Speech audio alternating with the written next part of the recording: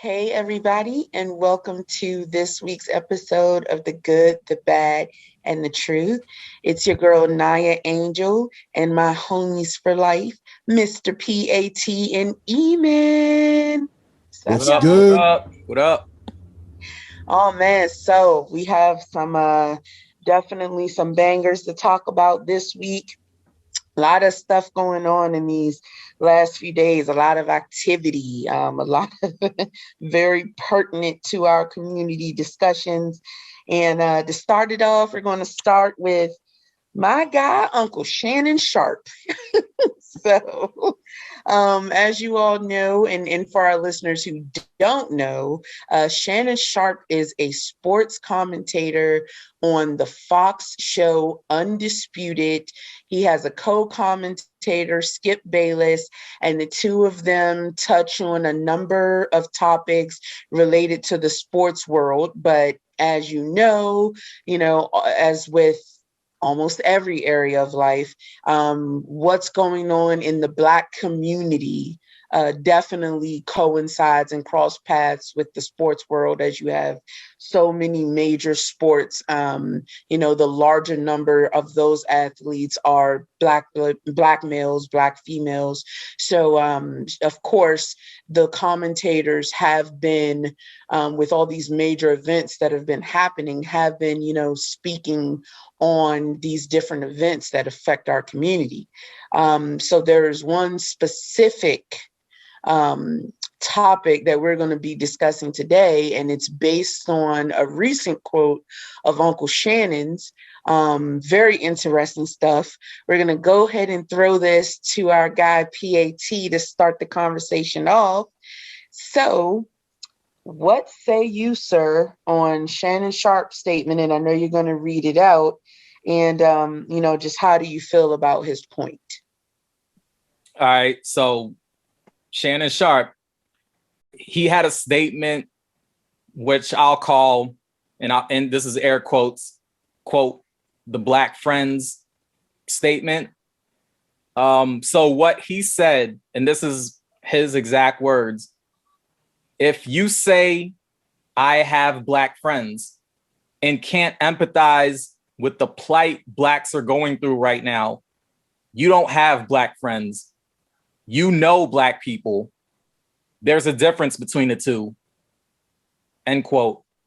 So this is what Shannon Sharpe said in one of the most recent episodes of Undisputed. The question is, since it makes a larger point, how do you feel about Shannon's point? And I'll go ahead and address that. So how do I feel about Shannon's point? Well, I think Shannon made a great point. I know I've said the same thing before, not in the way that he said it, but along those lines.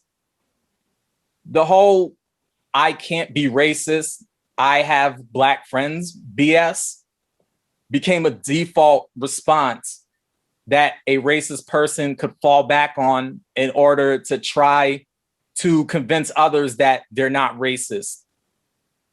And this might sound a little contradictory, but racist people actually do have Black friends, quote unquote, Black friends.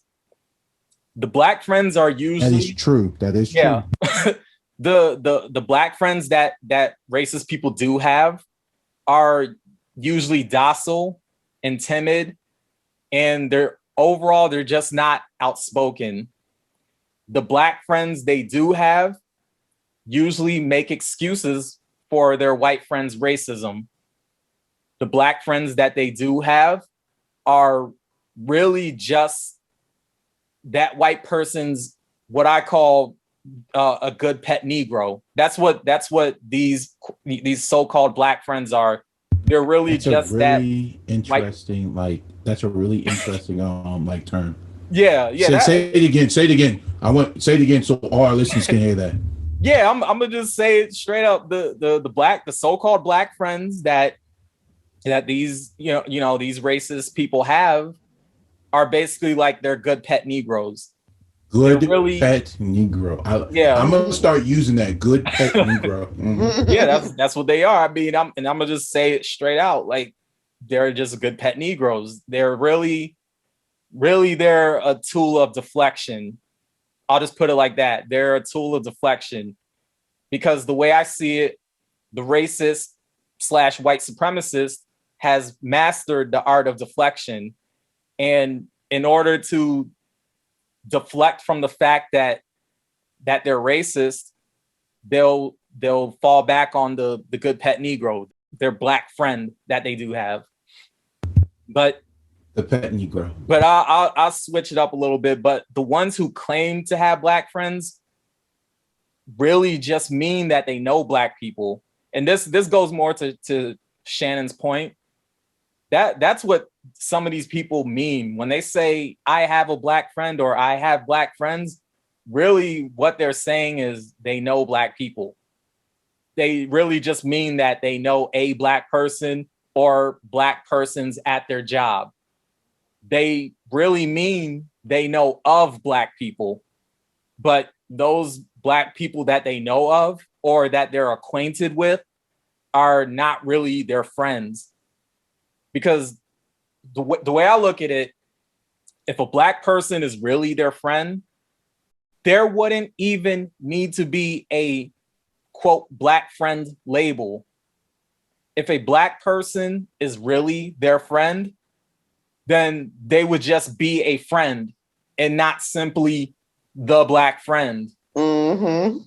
They know they got 4 of them black friends. Right. That's what I'm saying. They got, exactly. That's they got funny. About like 4 or 5 of these quote black friends. But the fact of the matter is, if these people are really friends, like true friends, you wouldn't have that label for them. You're not going to say, well, I have this black friend. Like, a friend is a friend. Like, you're going to say, that's my friend. And the thing is, white people and black people can actually be genuine friends. I really believe that. And I agree. We've touched on this before. Black people and white people could be friends. I mean, we all have white friends. There's no issue there. But a lot of friends who are all different, like, creeds. Right, different races. And whether it be Asian, Latino, like, So it's, different races of people being friends with one another. That's not the issue here. For anybody out there who could get this misconstrued or if they get confused or whatever, that's not what I'm saying. We're addressing the racist white people who fall back on the quote, I have black friends argument. So just like I said, white people and black people can actually be genuine friends. However, the white person in that friendship would have to empathize with the plight of black people.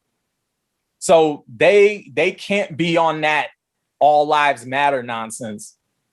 They, if their black friend or if their friend who happens to be black says Black Lives Matter, the response can't be all lives matter. That white person would know that is not the response. Would Blue Lives Matter fall on that too? And all the other ones they keep talking about? I'm sorry, say it again. I would say, don't you think like the whole Blue Lives Matter and all the other ones that they start putting that, all dogs matter, all cats matter. Now everyone's, using the same phrase and just putting something different in front of it. That's all I'm saying. Right. Yeah. And it actually kind of goes into I guess, a slightly different point. And I'm going to pivot a little bit, but come right back. But, like this whole thing with Stop Asian Hate. So I don't know if y'all noticed, but you're not seeing Stop All Hate. So we're seeing the hashtag Stop Asian Hate, right, but we're not seeing a response to that where people are saying Stop All Hate. So to go back to the point of what Shannon Sharpe said and what I'm saying, when a white person hears Black Lives Matter, there shouldn't be a all lives matter response. Now, I'm going to expect that response from a racist, you know, because that's standard OP for them. I'm going to expect that from the white supremacist because that is standard OP for them. But for a white person who says that they have friends who are black, yeah, that shouldn't be the response. That white person who has friends who happen to be black would have to be counter racist, not just in their words, but in their actions. If that white person doesn't embody that, then they're really not friends with black people. At best, they're able to tolerate the company of black people. And at worst, they're using black people as a way to show others that they're not racist. So this goes back into my point of they just use them as a tool of deflection. So once that white person says or does something that's racist, you know, they come up out the closet with their racism and somebody calls them out on it, somebody confronts them on it. If their response is, oh no, I can't be racist, I have black friends. We know that's a bunch of BS. And the fact of the matter is it's a tool of deflection.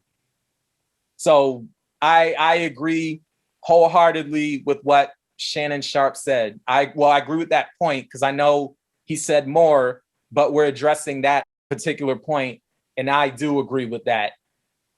Absolutely, absolutely. Yes, sir. And what say you, E-Man? All right. So seems like we heard a dog in there. Almost sound like DMX. That got me Yeah, barking. my bad. That was my puppy's tribute to Rest in Peace, Darwin X. All right. Hey, we won't keep barking every single time though. But yeah. But Shannon Sharpe. So, you know, there's many things. I'm gonna drift off a little bit and I'm gonna drift back in. But you know, it's very interesting because, you know, I think he was on First Take. I'm not too sure. But that's, you know, that's what I think when I first saw those two actually talking, but that must have been Undisputed. I don't know. But just, you know, hearing Shannon Sharpe speak, you know, now when he first started, I mean, I'm very shocked how these networks let, you know, Shannon Sharpe speak, you know, not just on his views, but just how passionate he is, you know, on these type of topics. With Skip Bayless, you know, being there, you know, it's just very interesting to me. That's the first thing. But, you know, going back what Shannon said about white Europeans say, like, oh yeah, you know, I got black friends. You know, I see it as a defense mechanism, you know, because anytime when you have to speak on something, you know, of ownership, you know, to somebody else, you know, you're trying to shoot it with validation. And when you're trying to shoot anything with validation, you're trying to make sure that they know, no matter what, that they know that you have of something, you know? And that's when I hear that, and that's where I keep hearing that phrase. It's about seeking the validation of, you know, oh, I got this, you know? It is of possession, you know? So that's every time when I hear someone say that, it seems like, oh, so you telling me you got like, you know, 4 or 5 black friends in your pocket and they just hiding in there? Because that's what it seems like, you know? Because you're validating, you know, that I have, you know, black friends. And that's every time that's what I hear. So going and just when, you know, Shannon said, like, this is not the issue, it's not the problem, it's a sickness that we have allowed that become issues and become problems, you know. And once we start accepting things, you know, we have now manifested that it is true and we're going to go with it. And that's the huge issues that we have today with this whole, like, you know, situation. You know, I definitely agree what he said, like, because that's not just a thing that's been going on for, like, you know, a few years. It's been going on for quite some time. This is, and And what I mean by that you can see it, you can find certain movies that they do this in. And this is where people seek that validation, you know? Yeah. Just because you have one doesn't mean, you know, everything's cool and great, because everyone is different, you know? Like everyone's different. And because everyone's different, you can't just say like, okay, cool, I got black friends, you know? Go say that around people that actually, you know, are in different areas where they don't see much white people throughout their own lives, you know? And I don't even know why somebody will have that audacity to say something like that, you know? Because for me, I don't go around and be like, oh, I got like white friends, or like, oh, I got like Asian friends, or like, oh, I got like, you know, like Indian friends. You know, I see people as people, you know? And that's the only way how I see people. No matter what you look like, you know? There's ignorance all over the place. There's black ignorance, there's white ignorance, there's Asian ignorance, and there's also Indian ignorance. There's a lot of ignorant people out here in the world, you know? And that's an ignorant statement to say. And people who agree with saying stuff like that, you're definitely ignorant, you know? And if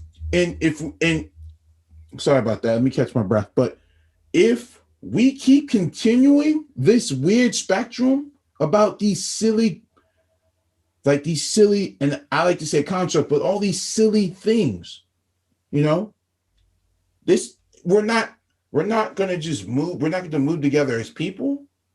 People are going to still keep this whole hate thing going on. But, you know, like my man PAT said, you know, you guys keep talking about Asian hate, but you're not talking about hate, you know? See, we keep putting these narratives and focusing on one person or one group or one thing, you know? But there's so much hate in the world. And those are the issues, you know? Well, real quick, just to address that whole stop Asian hate hashtag or the phrase. So I don't have a problem with that phrase. I brought that up because what's happening is you're not seeing stop all hate in response to it. Just like when people say Black Lives Matter, you're seeing all lives matter. Anytime people bring up Black Lives Matter, the response is all lives matter. Mm-hmm. So that same energy is not given to the Asians when you know, where we hear stop Asian hate. And I just think it's interesting. That's the reason why I brought it up. But phrases like stop Asian hate, Black Lives Matter, like those aren't problematic statements. I mean, people should know what they mean. You know, it's just like when people bring up breast cancer, you know, you don't hear the response, all cancers matter. Right now, breast cancer is being addressed. So there is breast cancer awareness. So that's what that means. It doesn't mean that all other cancers don't matter. So that's the reason. That's pretty much why I brought that up, because when we hear the stop Asian hate, you don't hear stop all hate. But when people say Black Lives Matter, we hear all lives matter. It's because of the whole ideal minority complex, right? What the Asian community represents to some folk is an ideal minority, right? A minority group that, although they are still a minority group, they basically conform to a certain stereotype. At least this is in certain people's minds, right? Right, the they minority conform to a certain stereotype that makes it easier to accept them, as opposed to the Black community who is outspoken and will go out and march. And that is not to say that all Asian Americans are docile. I want to make that clear that is not what I'm saying. However, I'm saying that the ideal minority complex does exist, right? There are these certain stereotypes that the Asian community fulfills in just their culture that these racists take as an easier pill to swallow, for lack of a better term. Right. Right. And as a result of that, some folks within that Asian community actually start to believe that shit. Right. They start looking at us as if we're inferior and forget that we're all minorities. And at the end of the day, jolly green giant white man in the government gonna do what he has to do to eradicate any of us if we posed a serious threat to him. Like, Yeah. that's what's, and excuse me for being so raw, No, y'all, you're but I good. You're knew going this on. episode was going to be very raw for me because I've been waiting to speak on some of these subjects. That's what we're really talking about when we're saying, where is the same energy when we're talking about Black Lives Matter from the Asian community? We as minority groups have to stand up at all times, not just when it's convenient. When it's convenient, that's when you see the Asian community, or let me say some of the Asian community or other communities step up because someone in their group has been affected. Yet Black people are quick to come to the aid. And I'm going to say cape, for lack of a better term, cape for the Asian community, cape for the Muslim community, cape for, yes, we are all minorities and we're all supposed to be standing together at a time one of us is affected. It's all for one, one for all. It's not supposed to be convenient, right? It's not supposed to be, this is the convenient moment. So those are my thoughts. It's the ideal minority conformity.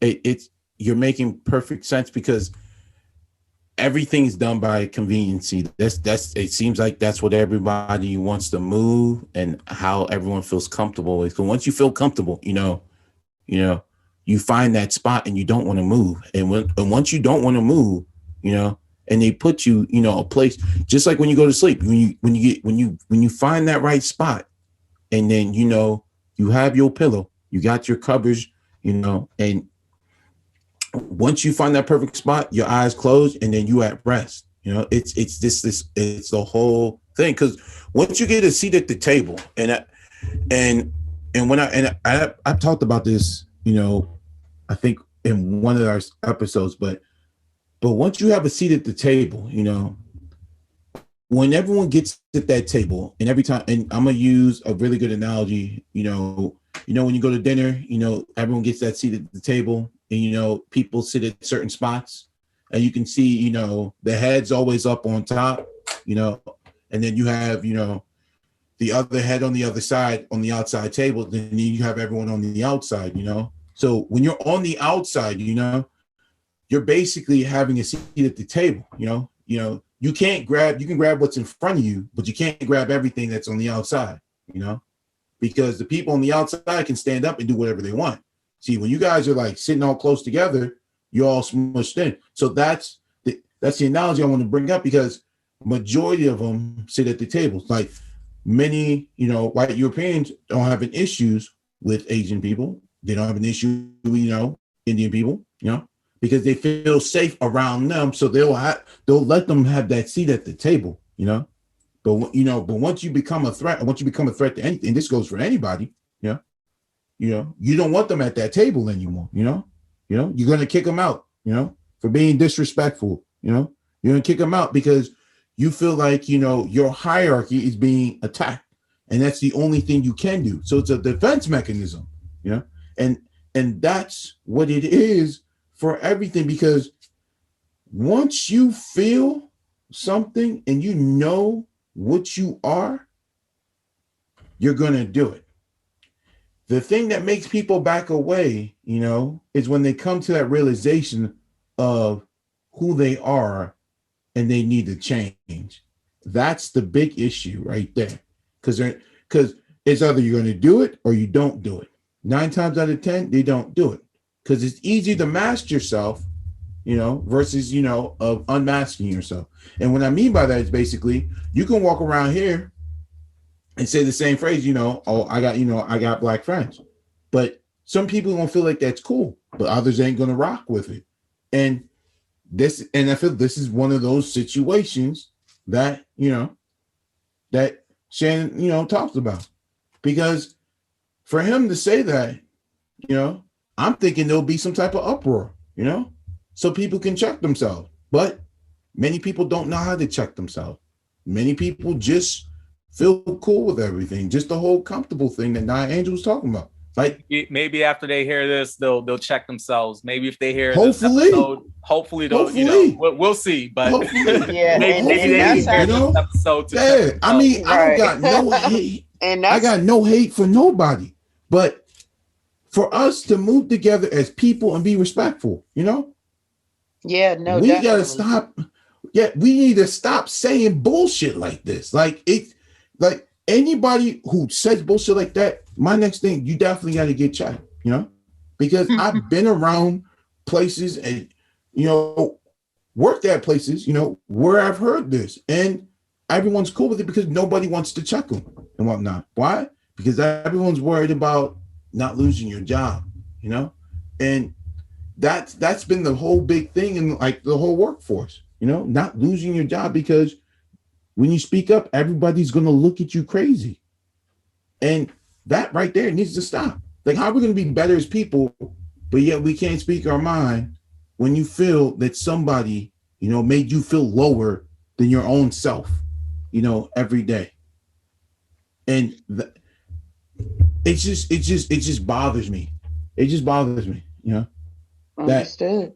It just bothers me because I've had that situation happen to me. And what I mean by that situation, you know, that, you know, I basically, you know, like worked somewhere that they basically were cool with, you know, a European white woman saying this. And I looked at everybody and I was like, yo, but nobody checked her and whatnot because they knew, you know, that would have been their job and whatnot. And I'm not saying it's not a bad thing. And I'm not going to say, oh, it's not a good thing. But, you know, it's just sickening, you know? And I'm just, you know, I'm going to just end it from there. I'm just really am. Like, yeah, I apologize. Gotcha. It's just, I think I run on a huge rant. So, yeah.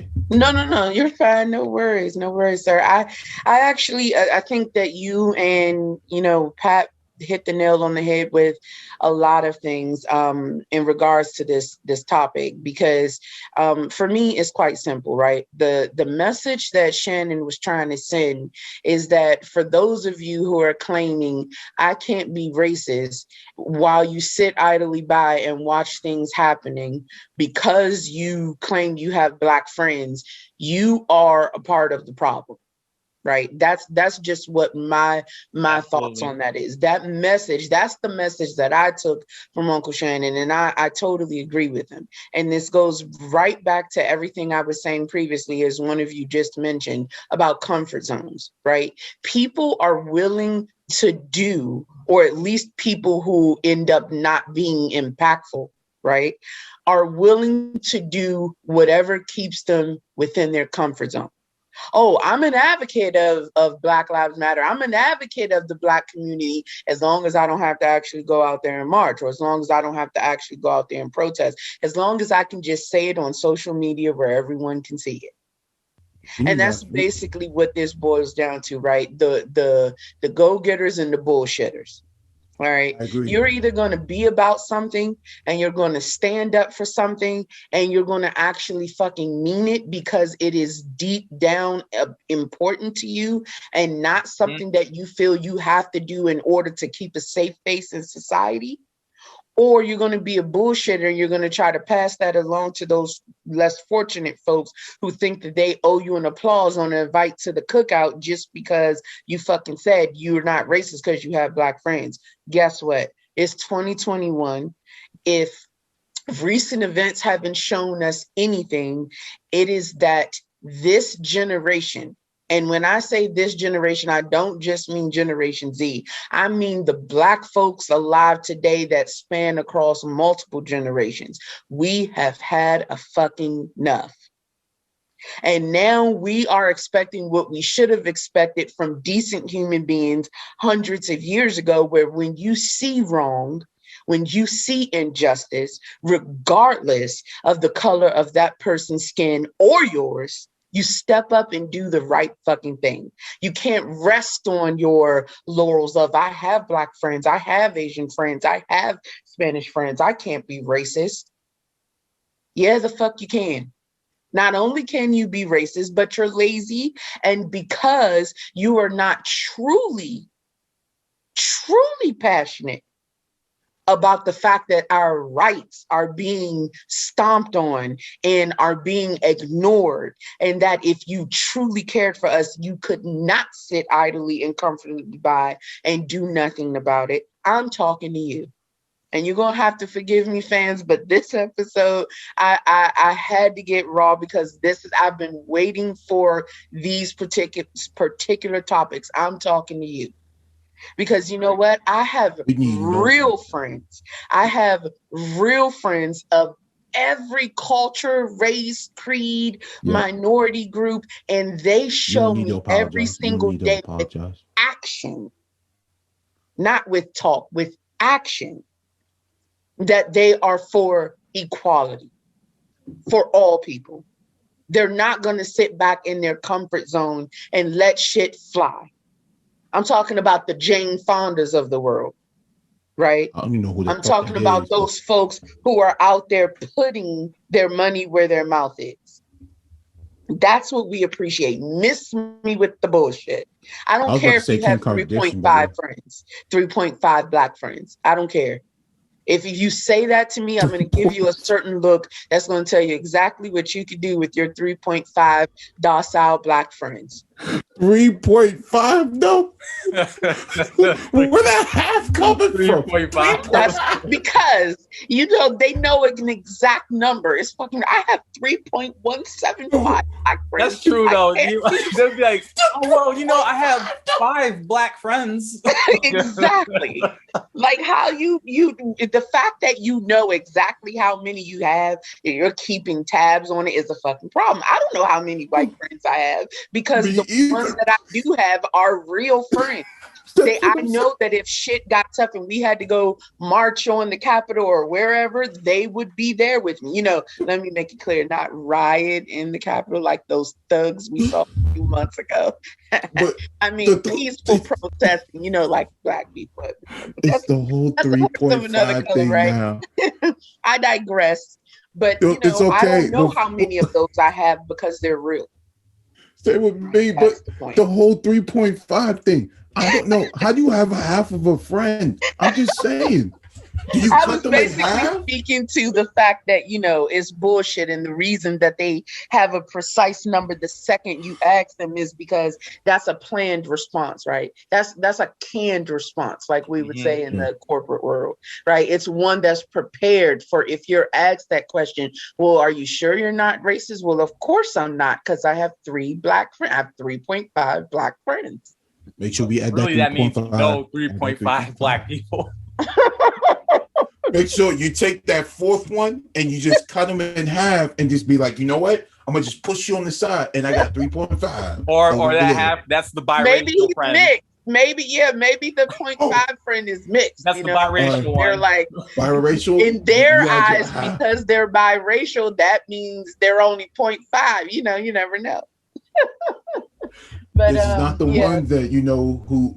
It's not the ones who grew up, around a lot of, Black people. Just, the ones, you know what? I'm going to just end it on there. I ain't going to say nothing. Okay, everybody's think they're about to come at me if I say something wrong.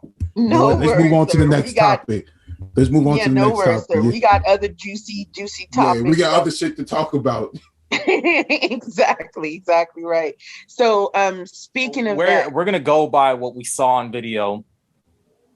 What we saw was a white man bullying a Black boy.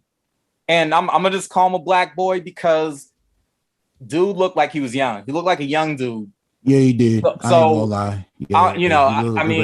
Yeah, this is no disrespect when I'm saying boy, Black boy. I mean, if he is a grown man, somebody can come forward and let me know. But from seeing the video, it looked like he looks like a boy. He looks like a young, he's a young man. He's a boy, Black boy.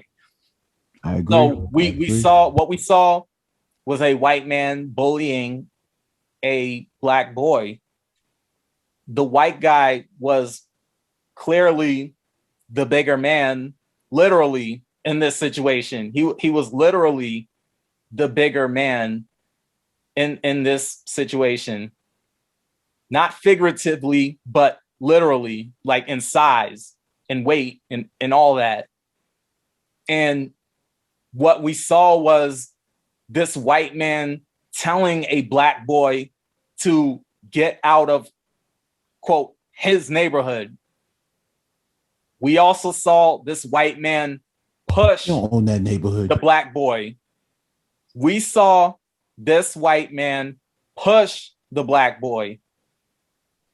Clearly, Jonathan Pentland was the bully in this situation. Now, Stop being bullies. I would like to think that most people don't like bullies. I know I don't. I don't like bullies. So when I see what I saw on that video, it's really upsetting. Not only that, but it's really disturbing. The thing about bullies is they pick fights with people who they perceive to be weaker than them. In a lot of cases, people who are smaller than them. I agree. I highly doubt Jonathan Pentland would have pushed a black man the same size as him or bigger. I highly doubt he would have done that. He would not have had that kind of smoke for that type of black man. He want that heat. He want that smoke. And even for some of us black men who might not be considered big, I'm gonna just say it straight up. I know if that were me, I've gotten away from watching these videos, but of course it's on social media, keeps popping up. Of course. And eventually I just say fuck it and I just watch it. So I did watch the video. But yes, this incident was blatantly racist. Damn right. This wouldn't have happened to a white military worker.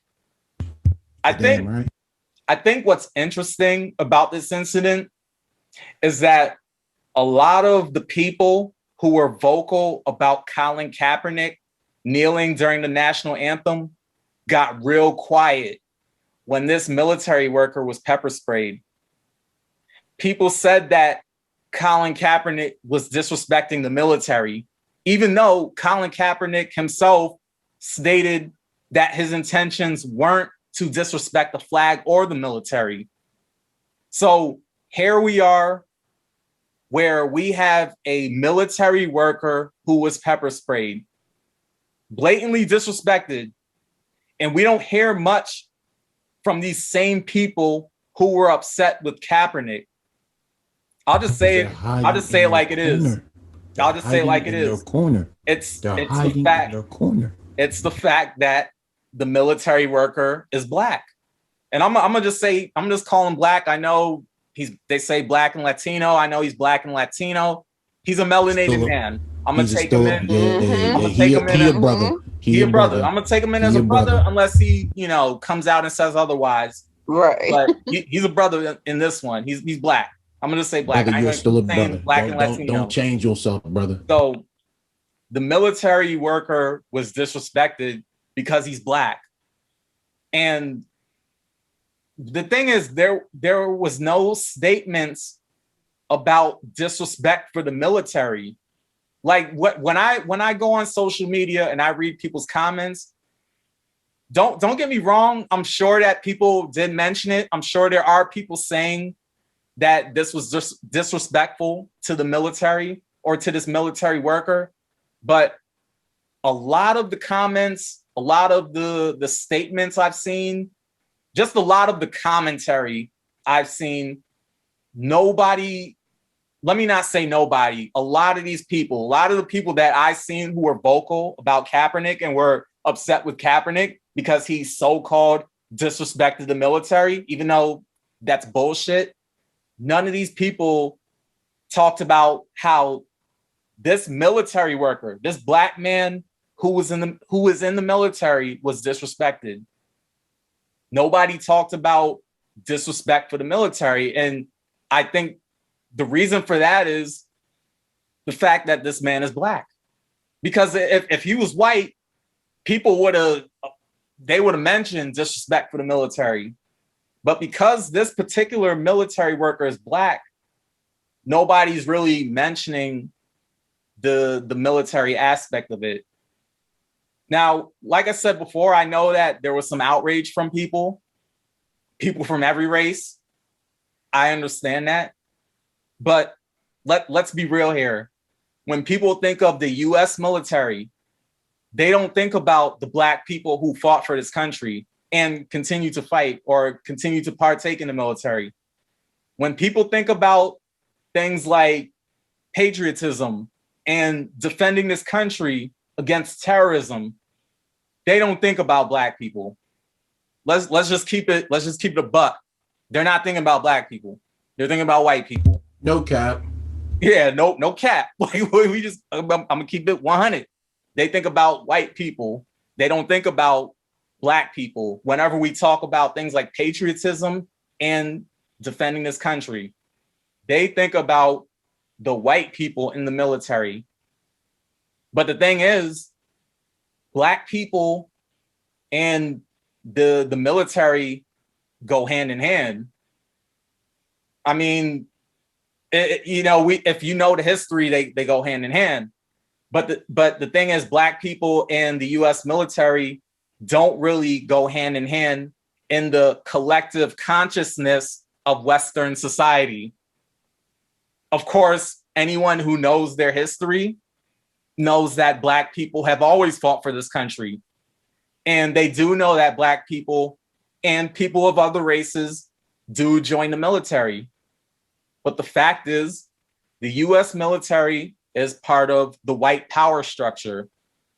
When you think of the US military, once again, you think of, quote, the white man. We're going to say, metaphorically speaking, we think of the white man.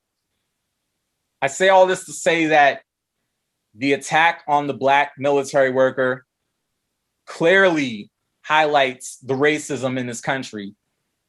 The cops that pulled him over showed blatant disrespect with their racism. It even had to get to a point of there being a protest outside of his home. That's the bigger issue, not the protest itself. I'm glad that energy was there that day to be there to protest and to stand behind this young man who was victimized by this white supremacist. I'm gonna just say it like that, and I'm gonna rest on that. And I mean, in their corner. Like I said, anyone can ask, how do I know how people feel? And my answer is social media activity. I mean, I'm just going off social media, and I understand everybody has different opinions, different outlooks. I get all that, but I go off what I see on social media. That's what I'm going off of. In this day and age, I mean, how do we know how people feel on certain issues? Once again, social media activity. We see what people say and we see how people react. And the thing is, what people say says a lot, and what people don't say says a lot. When it comes to racism, I think, and I'm sure y'all might agree with me, and you can let me know if you don't, but I think that silence is compliance. I think people who don't speak out against racism are just as guilty as the people who enact their racism openly. White silence is a form of compliance. It's a form of complacency. If we felt a certain way about Kaepernick's perceived disrespect for the military, then why are we not keeping the same energy when a military worker is blatantly disrespected by law enforcement? I mean, I know why. It's because the military worker in this case is black. Right, especially That's considering why. that Kaepernick made clear Oh, sorry, PAT. No, I that's didn't cool. mean to I'm interrupt done. you. I was actually only just going to say you made a great point, because especially when Kaepernick made clear that he actually received guidance from military personnel to kneel. He says what he initially was going to do, I think, was sit or something like that for the anthem. And Right, I he remember hearing about that. consulted, yeah, and he consulted a veteran. And that person actually said, no, what would be preferred would be to kneel. And so it's baffling to me that there were so many people with that much energy, for Colin Kaepernick's quote unquote disrespect to the military community. Because it Even had though to he deal with had their guidance. football game. It had to deal with their football game. That's why. Exactly.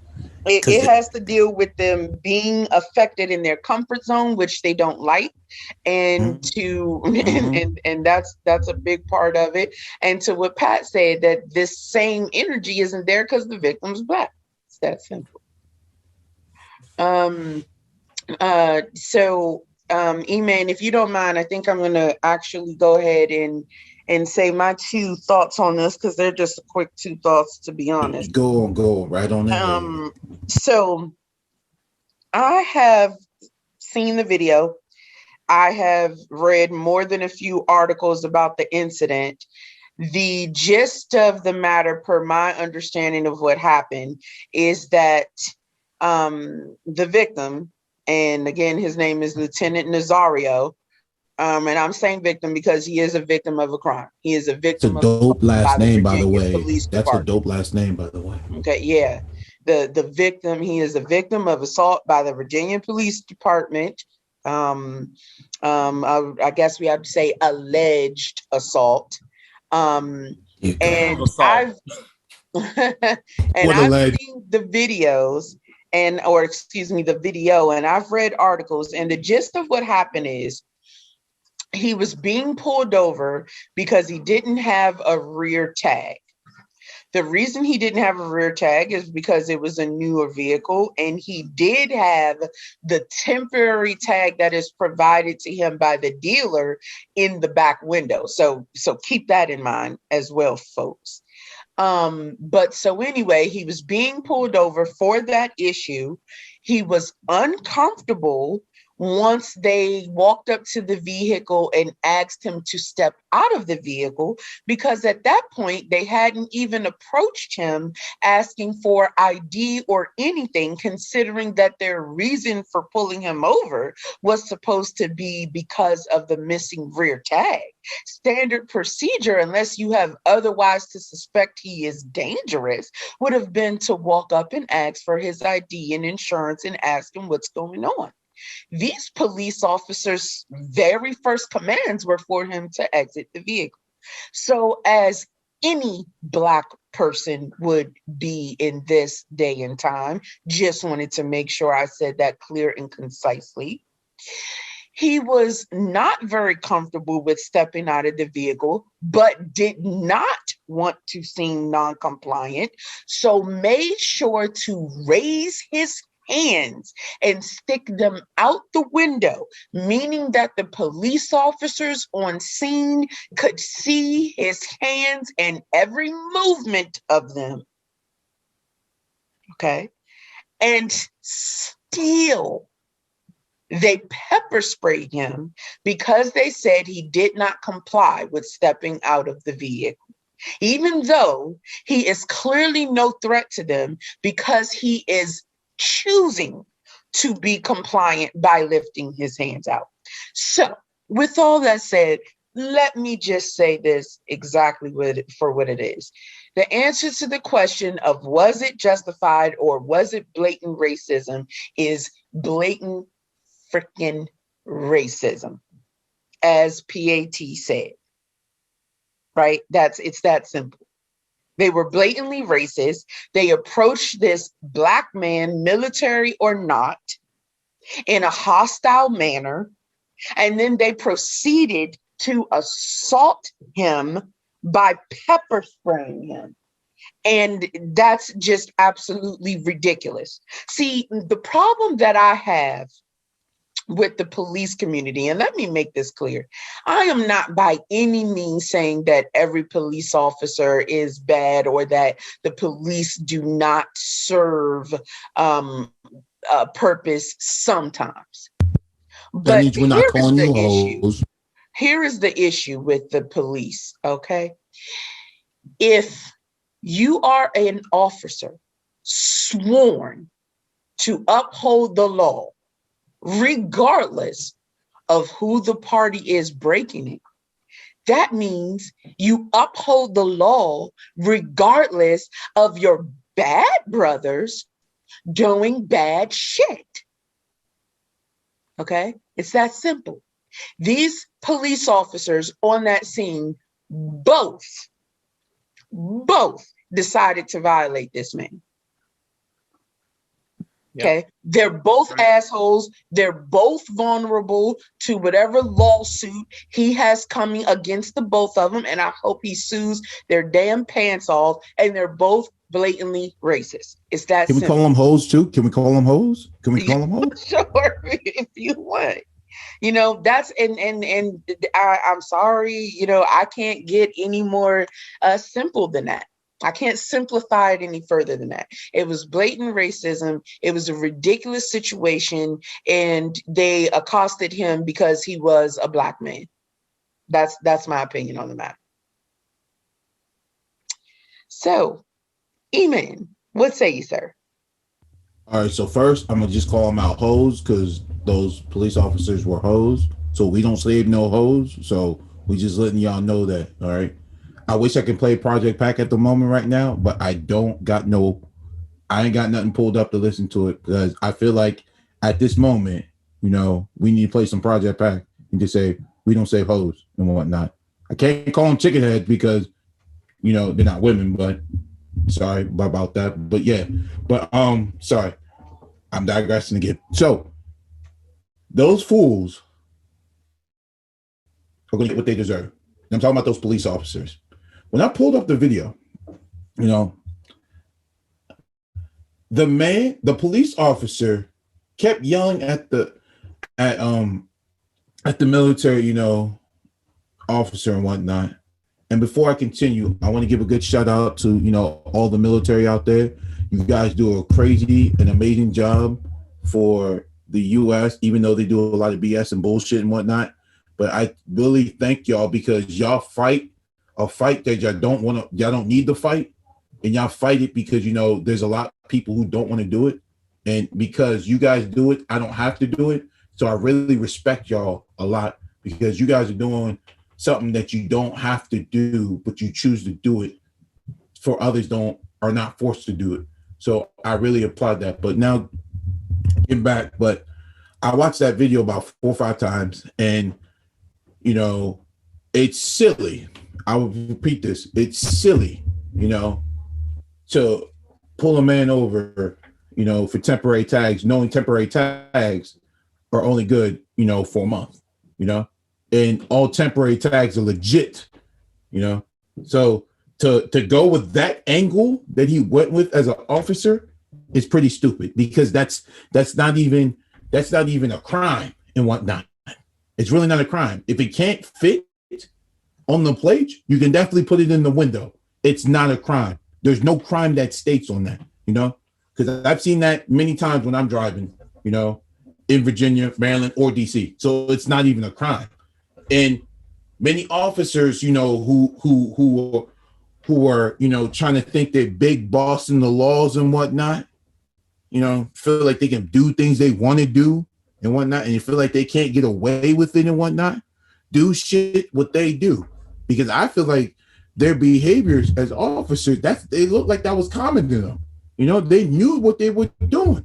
They knew they've done this before, you know, just the way how he was at, you know, the man didn't even like pull out a gun.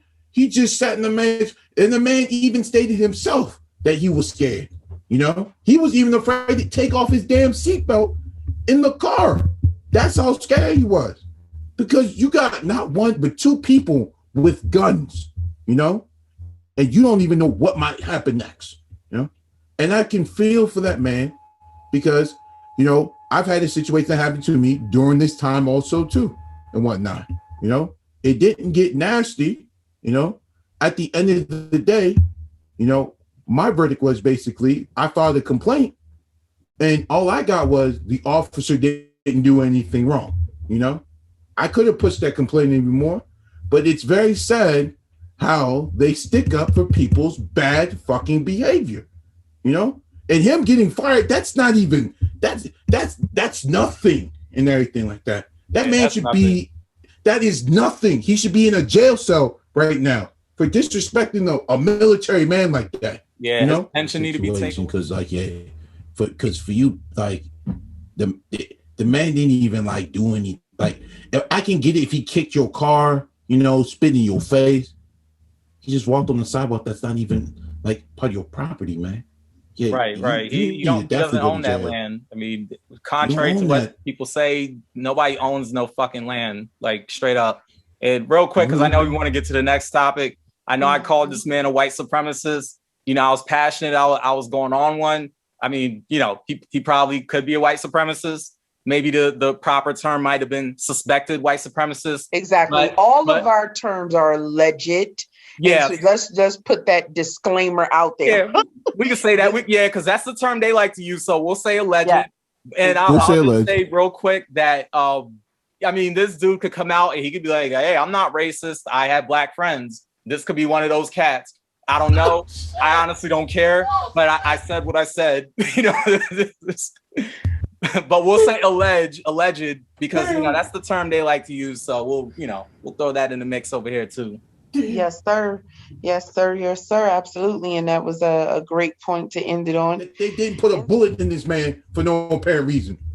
Over the simple fact his temporary tags couldn't fit in the damn license plate, in the plate behind the car. Are you serious? You know what I'm saying? Yeah, when you think about it, and I'll just say this real quick and we could wrap this up, and I apologize for interrupting. No, you good. But think about the scenario. We have a trained military officer who feared stepping out of his vehicle and complying with police officers because of the state our nation is in, with police officers executing, because that's the appropriate fucking term, people just because of their race. And that in itself should be alarming. Trained military personnel. It's very alarming. That in itself should be alarming. That's what bothered me. That's what bothered me most about the whole situation. You know, a military man and whatnot. So like many people who don't know too much about the military, you know what, you give up a lot. You know, it's not an easy task. You know, when you go to the military, you know, you're doing basic training, you know, and you know, you're away from your family for about, you know, a few weeks and whatnot. My brother was in the Navy and whatnot, you know, and you know, he did basic training, he came back, then he was stationed in certain, you know, different parts, you know, of like the world. My brother was also stationed, he was stationed in Japan in the Navy for quite some time and whatnot. Until he finished his time, he was good. But, you know, but active like military, like I get, you know, their lives are pretty tough because they can be in one state, you know, for a year or two, you know, and they can be in a different state for another year or two, you know. You know, these people have families. If they have families, you know, it's tough on kids. And, you know, even if you have a significant, that's tough. That's also tough. It is also too, you know, some are pretty lucky, some are not. But the stuff they have to deal with daily, it's tough on them. Then this asshole did something that he can't even come back from and ruin a man's life, you know? Like, it's, man, I hope, you know what? I'm not even going, you know what? I'm gonna make sure I don't say nothing, you know, that don't get me losing my mind right now because, you know, You know what? I'm not even gonna say nothing anymore because if I do, it's just gonna push me more to the edge. Yeah, we definitely feel you on that. Real quick though, and we feel where you're coming from. I mean, this is just one of those things that just leaves you speechless. The fact is, this just highlights the major issue in this country. As we know, racism, obviously, because when you think about it, the military, the U.S. military, when people look at the military, people put that on a pedestal, on the highest pedestal. There's a high respect and just a level of reverence. There's just high esteem and reverence and respect for the military, for the U.S. military. And a Black person that is in the military is still dealing with racism. And we know this has happened, decades ago. It's part of the history of this country, as I mentioned before, because Black people have always fought for this country. And decades ago, Black people who fought for the country came back to U.S. soil to be disrespected and to deal with racism, white supremacy. And it's still going on to this day. And it just goes to show that no matter what income level or position or career, and I'm talking high level, whether they're making six figures or whatever, it does not matter how much that Black person makes.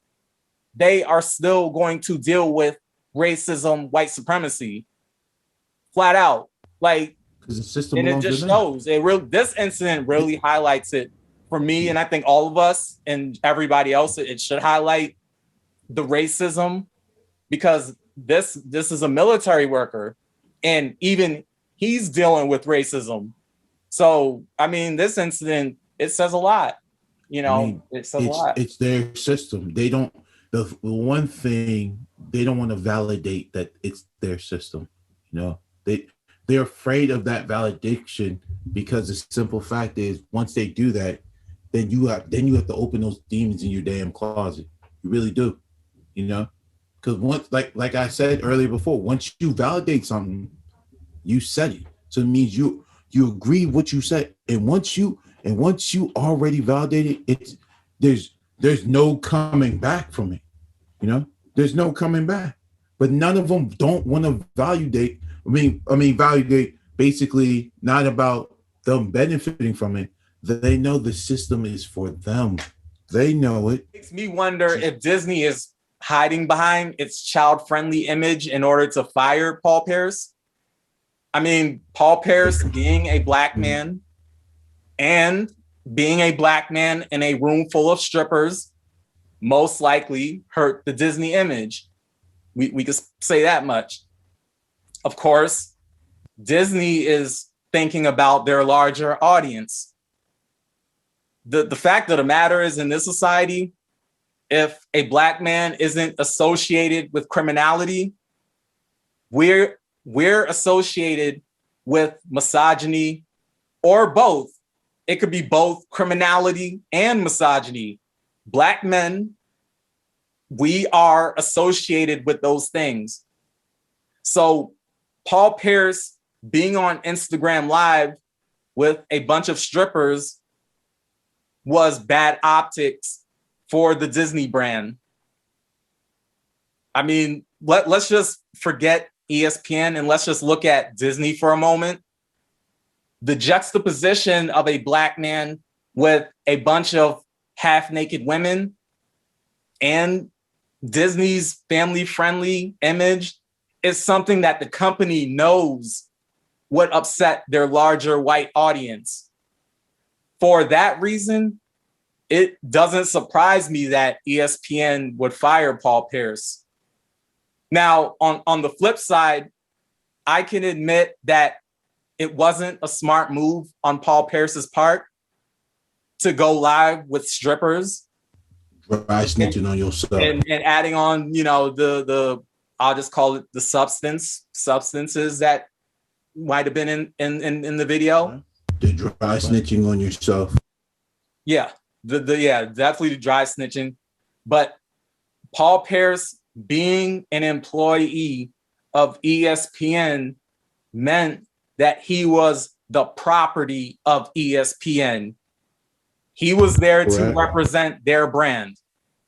By extension, he was representing Disney, the parent company.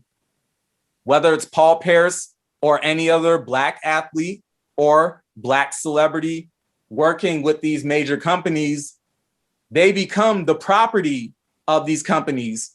And I hate to put it like that because I know how that sounds, and I'm sure people would hear that and get offended, but that's not my intention. I know what my intentions are. But the fact of the matter is that that's what these Black athletes and Black celebrities become. They become property of these companies. Basically, they are owned by these companies. There are things that Black athletes and Black celebrities can't say. And there are things that Black athletes and Black celebrities can't do. Contrary to popular belief, they're not free to do as they please. And I mean, really, they can freely do as they please, but there are consequences with that. There are consequences that come with that. The thing is, once Paul Pierce got in bed with ESPN, he should have known better. He should have known better.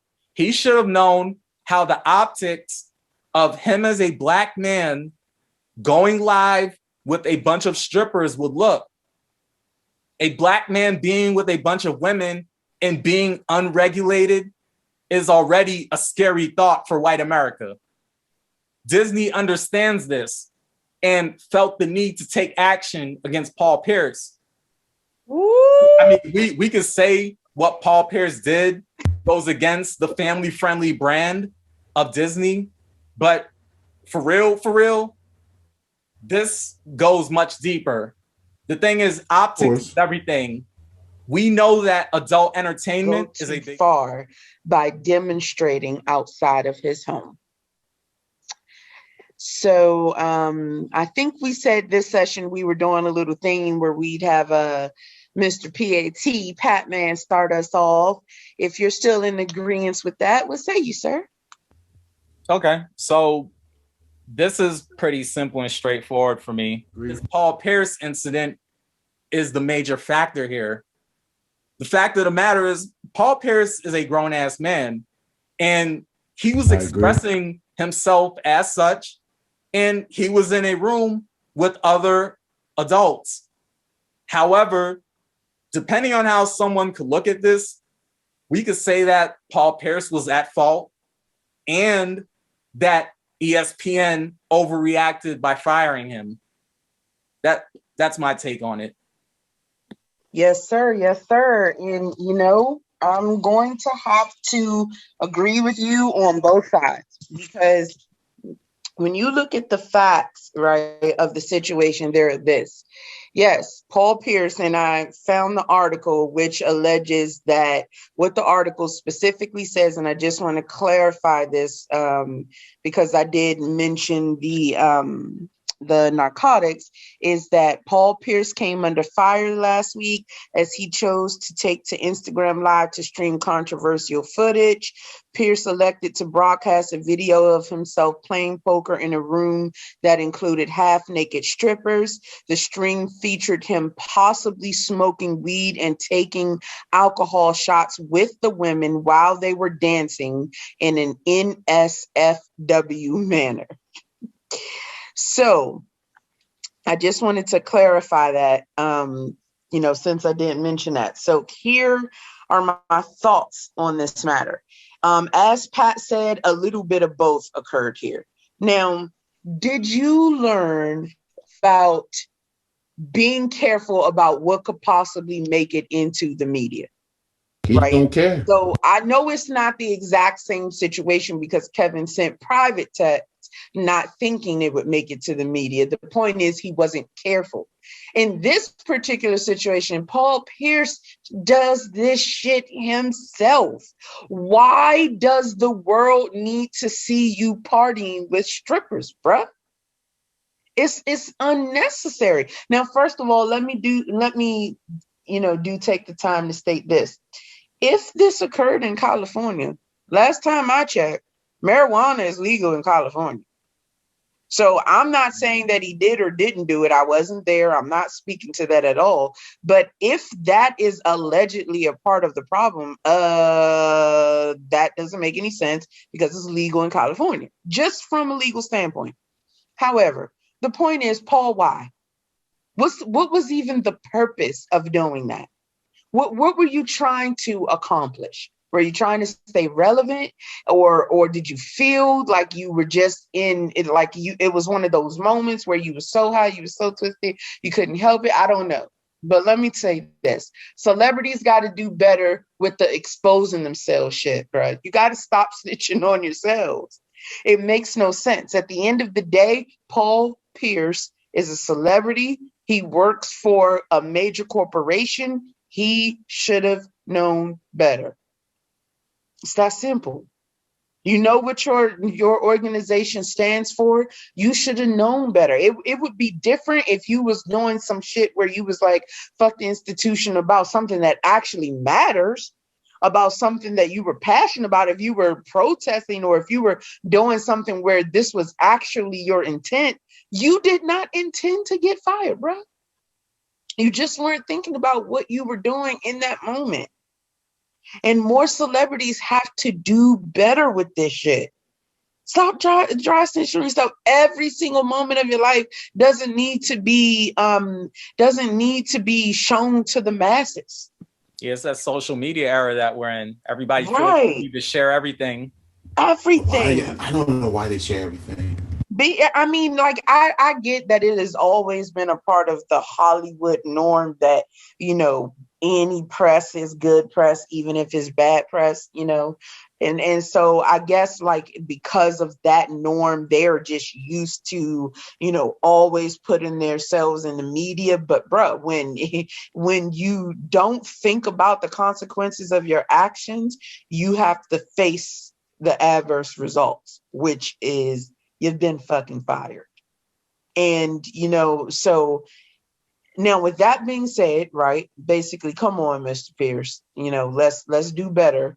Right. And let me be clear, I'm a fan of Paul Pierce. I absolutely freaking the whole entire Boston Celtics roster when it was that trio with Ray Allen and Paul Pierce and Kevin Garnett, and they had Rajon Rondo going off that entire and Kendrick Perkins era. too. Don't forget the center. Don't forget. Yeah. Yes, that whole era was lit. I'm a huge Paul Pierce fan. I'm just saying, bro, come on, bro. He got Big Baby coming off the bench too, though. Don't forget about him. Right. He was a rookie that year too. Right, exactly. Now, the other side of it, ESPN rushing to fire him. As PAT said, that was a whole grown-ass man on his time off, not necessarily representing ESPN, right? He didn't hashtag ESPN commentator or no shit like that, right? That was a whole grown-ass man partaking in legal activities in his state. Now, I understand that you're a major corporation owned by Disney or whomever, okay? But every one of those activities were freaking legal. And I wonder if it wasn't Paul Pierce who was doing this. Let's say it was Max Kellerman. Would Max have faced the same fate? Maybe, maybe not. I guess we'll never know. That is very, very interesting. It's a good question. Very interesting. Good question. I guess we'll never know, right? Who knows? Because Who knows? the reality of it is there's a difference. Max Kellerman is not going to dry snitch on himself. In fact, this wasn't dry snitching. This was deep diving, ocean wet snitching. Okay, on his fucking show. Yeah, this ain't dry He's not gonna snitching. do Now that. that I think about it, he snitched on There himself. was some dry Yeah. snitching in there, but he did go. Yeah, he went down in the deep. Yeah, come on, Told son. on himself. I mean, Yeah, come on, son. Y'all remember what was that dude name that used to have the segment? He really started off like Black people on YouTube and etc. The Come On Son segments. Y'all remember those? Oh, yeah, that was Ed Lover. Yes. Ed Lover, Come yep. on, man. Come That on, was son. come on. He definitely did a. That was before Donkey of the Day, y'all. Yep. Yeah, remember, he definitely would have got a come on, son. And he made that face too after. Yes, that's exactly what I was envisioning. But Come on, son. yeah, come on, son. But nah, yeah, that's pretty much my thoughts on it. I love Mr. Pierce, but you got to do better, sir. You can't be out here just exposing yourself. You already got to face enough as a Black man or in the world, in this country, and you got enough to face. Don't do things to put yourself in the position exactly opposite of what you're trying to do, just for not thinking things through. And ESPN, of course, y'all been rushed to make that decision, but we'll assume it was because you were worried about your image. That's what we'll go with. And so we're going to throw that to E-Man to wrap it up. What say you, sir? Ooh, So this is the first time I get to wrap something up. So I'm definitely going to dope out on this one. I'm sorry, but I'm going to definitely dope out on this one. So, No worries, sir. so my first PSA announcement, we all stated he did some deep dive snitching on himself. But the first thing I got to say, this dry snitching need to stop. Like, it's not even cool anymore. I feel like most of these celebrities think they're back in high school, you know what? And the whole dry snitching just needs to stop. It just needs to stop. Like, it just needs to fucking stop. Like, y'all need to stop acting like y'all back in high school. Y'all like 16, 17 and like, this and that and whatnot, Also, the whole deep dive snitching stuff too. Y'all need to get y'all lives together, like for real and whatnot. Now, Paul Pierce. All right. So, Paul, I'm gonna talk to you like the homies. I ain't gonna talk to you, like I ain't got no damn sense in my mind. I'm gonna talk to you like the homies. So, you grown, man. I get that. We all know you grown. But damn, man, the first thing you should have done was like, say oops first and didn't know it was like, that you were on live. Then I could be like, you know what, man? I got your back and I might kind of help you out. But on this one, I'm coming for you, man. I'm coming for you. Oh, yeah, E-Man coming for you. Fool, I get it that you want to eat your cake too and have fun. I get it that you want the cheeks in front of your face. You want to have fun. That's cool. That's great. You can do whatever you want, Paul. Had to go put it on IG. You really hit the live button and whatnot. You could have just fucked up and just say, damn, I just fucked up. It's live. And everybody would have been like, okay, it allegedly happened. But no, man, you just went out there and just be like, ooh, cheeks, face. Yeah, let's party. And then I'm finding out you smoke weed too. I'm like, okay, it's California. I'm like, all right, cool. But see, don't be doing wild shit like that just to be doing wild shit, man. You better than this, man. Like, come on, man. This is the homie talking to you, Like, come on, man. How you fucking up on shit and everything like this? You can't be fucking up on good shit and everything. But nah, probably because you probably got money. Nah, you probably well off. Everything cool. Fool, you fucked up your own self and all that stuff like that. Just keep this shit off IG. That's all we trying to say, man. I don't care what you do. You grown. I don't give a fuck. But come on, man. Be respectful and anything like that. And also be respectful to those women. I get it, they're strippers, but damn, you had to go put it online. You could have just been like every other celebrity doing the whole, my naked pictures ended up on the internet. Maybe it was a hacked on my iPhone or something. You could have gave us something like that. But Paul, you didn't. Like, you told on yourself, man. Like, come on, man. Come on. My naked pictures. It's the O in front of saying my naked pictures for me. I'm trying to help you out, Paul. But nah, you couldn't help but yourself. So this one, it's on you, man. You know what I'm saying? You fucked up, and you need to fuck up. I don't even know how you can fix this and whatnot. Like, you just fucked up, man. That's the first thing. Also, the whole thing with the firing ESPN, they were just trying to prove a point and everything like that. That's all it was. You know? They can sit here and talk all that shit. Because we all know y'all be throwing out wild parties and whatnot. Y'all all celebrities. We know y'all be throwing parties and whatnot. Bernie Madoff threw like sex parties and whatnot. And that nigga was like almost like 70-something years old. He died like last week. But that nigga threw parties and whatnot. And, you know, he got caught with fraud. But y'all niggas be throwing parties and whatnot. Y'all be acting like y'all don't and whatnot. But y'all ain't had to go fire him for that and everything. You could have just told everybody we put the nigga on, like, you know, paid leave and everything. And then we like investigate something. They didn't have to be in the investigation. Y'all could have made a story out of this. Y'all could have just made this thing wrap around maybe 1 or 2 weeks and whatnot. Nah, y'all just wanted to be like, nigga, we're firing you because you wanted 2 cheeks in your face and whatnot while you were on Instagram Live and smoking weed and everything, and you just want to have a ball. I'm like, you can't be punishing people for being adults, yet y'all do the same thing. Like, come on, man. And if anybody on the ESPN exec team will lie to me, trust me, there's information on everybody out there. Trust me, and it's easy to be found. So y'all can sit here and be like this, that, and the third, like, oh, cool, this, that, and the third. But I niggas didn't really need to fire him and everything. That could have just proved. That could have just been like, you know what, Paul? We'll give you like a probation, 14 days. You're still gonna get paid, but you're not gonna be in the air. Well, it goes, as not to cut you off, but real quick, it goes into what I was saying earlier about it was a response. Them firing Paul Pierce, it was like the quick response, basically to let their audience know, their larger audience know that, oh, hold up, we're gonna take care of this ASAP. We're gonna take care of it right now. Don't you worry, we got it. Because they're thinking about their audience. They're thinking about the general public. They're thinking about the people who look at Disney in a certain way, and or, you know, child friendly or whatever, family friendly. They're looking out for that audience, you know. So I don't even know why, because Disney should be under fire for all that BS bullshit thing. Disney is $1 billion industry, and not to cut you off. So Disney is $1 billion industry. I've read some things about how sick some of those things be going down in Disney, how sick Disney is and what. That shit is $1 billion industry, and they be lying about BS and whatnot. You know what? Lying about BS and whatnot.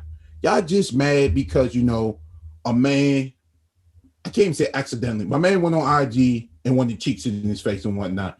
Y'all be wanting the same thing too, but y'all don't dry snitch on y'all and everything. And y'all be still doing, and I think y'all do more nasty shit than what Paul did, which is comically like normal. And that's a normal sickness that everybody does every day and whatnot. If not, there wouldn't be strip clubs out here. If not, there wouldn't be porn on the internet. If not, they wouldn't be having all this adult entertainment out there. It wouldn't be out there. It's out there. Billions of people pay for it. If not, it wouldn't be in a $1 billion industry, you know? But to fire a man for something that comically I feel like millions of people do every day because you guys want to save a brand, man, you guys, that shit makes money without even itself. Like Disney has made so much remake of movies, and they have their own damn network. Once you have your own damn, you're a billionaire. No matter what, you're a billionaire. No matter that, and you already own other damn companies also too. So your money residual it's higher and higher every single day. So right, but they don't even want to lose a part of that. They don't even want to lose part, but they just want to prove points. That's the thing about it's all about this whole power thing.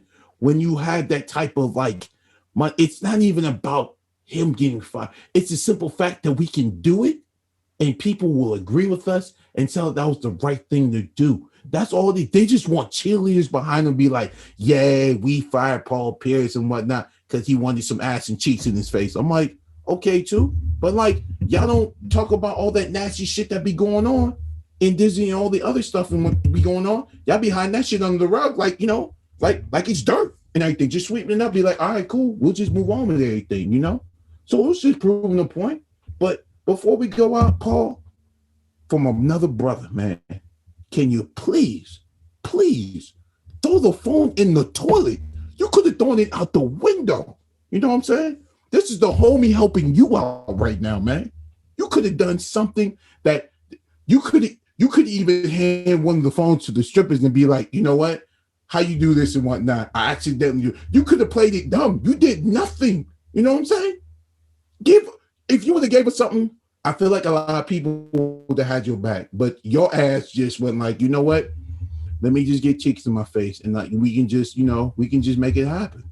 But we just ended on that because every time I keep talking about this, Paul just keep digging. Like I feel like Paul just needs to just dig his grave and just stick himself in there. Bury himself alive. Because I'm there. Because if I keep going, I'm going to be joining on Paul Pierce for the rest of the night. But look, I ain't playing. The thing is, he should have had his phone off. It's really that simple. It's like, nigga, you should have had your phone off.